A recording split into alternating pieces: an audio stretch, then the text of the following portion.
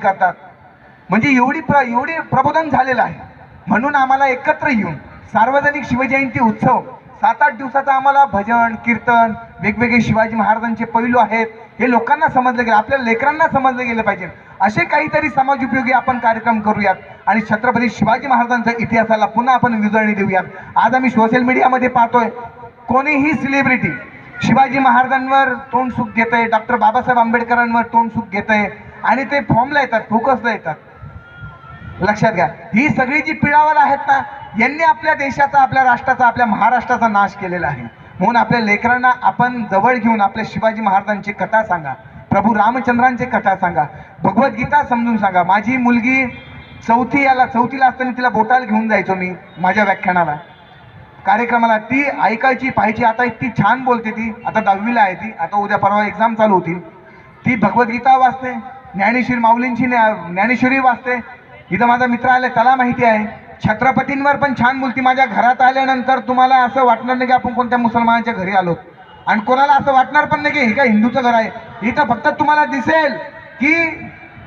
दिसेल फक्त की हा एक मावळ्याचं घर आहे, मुस्लिम मावळ्याचं घर. तिथं तुम्ही आलेला आहात, तुम्ही कधी पण या. आणि म्हणून माझ्या बहिणींनो आणि माझ्या भावांनो, वेळ भरपूर झालेला आहे.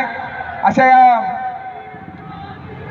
या भरपूर वेळेमध्ये बरंचसं काही सांगायचं आहे. फक्त जाता जाता एक सांगेल मुलांसाठी की आपल्या घरामध्ये आपल्या मुलांना शिवचरित्र त्यांच्या हातात द्या. नक्कीच आपली मुलं IAS IPS होतील. आणि माझ्या बहिणींना सुद्धा विनंती आहे की तुम्ही किती जरी केल्यात ना, तुम्ही महिला आहात, लक्षात घ्या. आपण मस्त म्हणतो की भारतामध्ये स्त्री पुरुष समानता आहे.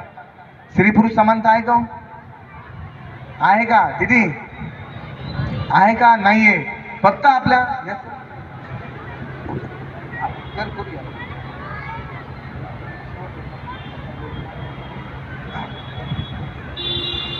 एक मिनिट फक्त. रयतेचे राजे छत्रपती शिवाजी महाराज संविधान जागर अभियान हा सुंदर ग्रंथ सर्वांना वाटप होणार आहे महाराजांच्या जयंतीस. म्हणजे हे पुस्तक आपण वाटणार आहे, है ना? ठीक. तुम्हाला मला फक्त एक 5 मिनिटं द्या, मी हे करतो. चालेल ना?